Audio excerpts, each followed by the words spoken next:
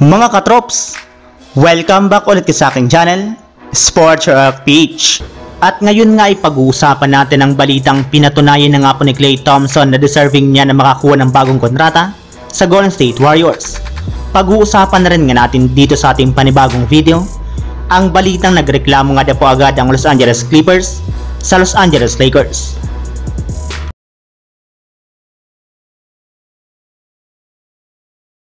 Naibalita ko na nga po sa inyo mga katrops na hindi pa nga po nagkakasundo ang kampo ni Klay Thompson at ang front office ng Golden State Warriors sa kanyang makukuhang bagong contract extension sa kanilang team.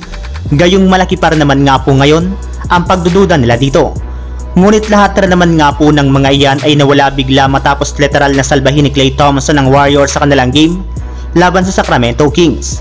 Yes, gamit nga po ng kanyang game-winning jump shot ay nakuha nga po nila ang panalo kontra sa Kings sa score na 102-101. Bali hindi nga po masyadong nakakagalaw si Stephen Curry sa uling mga segundo ng fourth quarter.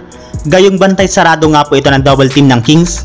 Mabuti na lamang at nalimutan ng Kings na meron pang isang splash brother ng Warriors sa katauhan ni Klay Thompson na siyang nagpapanalo at nagpangat sa kanila sa 4 wins at 1 loss na record sa standings ng Western Conference. Maliban na rin nga po dyan ay nakapagtala naman nga po si Thompson ng 14 points sa kanilang laban. Kaya dahil nga po sa naging performance nito ay pinaalala na nga po niya sa Warriors na deserving niya talaga na magkaroon ng bagong kontrata. Samantala, punta naman tayo sa ating sunod na pag-uusapan. Sa balita nagreklamo nga na po agad ang Los Angeles Clippers sa Los Angeles Lakers. Kahit man nga po magang nakalama ang Clippers sa kanilang laban at sa pagdudumina dito ni Kawhi Leonard na kumuha ng 38 points, Paul George na kumuha ng 35 points, at Russell Westbrook na nagtala ng 24 points, 11 rebounds at 8 assists, ay hindi pa rin naman nga po ito naging sapat para maprotektahan nila ang kanilang 11 game winning streak laban sa Lakers matapos sila ditong matalo sa score na 130-125.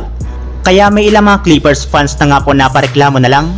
Gayong natalo lamang nga po ng Lakers ang kanilang team dahil wala si James Harden at kulang ang kanilang lineup dahil sa kanilang ginawang trade. Pero ayon rin naman nga po kay Paul George, bagamat man nga po natalo sila sa Lakers, ay malaki pa rin naman nga po ang kanilang paniniwala sa kanilang bagong lineup sa pagsali dito ni James Harden. And speaking of Lakers mga katrops, sa kanilang naging laro nga po ngayong araw, ay ginamit na nga po nila sa unang pagkakataon na magkasabay sa loob ng court ang kanilang tatlong sentro na sina Anthony Davis, Christian Wood, at si Jackson Hayes na naging successful rin naman. Gayong ito nga pong isa sa mga dahilan bakit sila nakahabol at nakadikit sa third quarter kontra sa Los Angeles Clippers. Kaya mukhang gagamitin nga po nila ulit ito sa kanilang mga susunod na laban ngayong season. So yun lang mga katrops, ang handog kong story ngayong araw. Sana nag-enjoy kayo, please like and subscribe my YouTube channel, Sports React PH, para sa iba pang story at update patungkol sa NBA.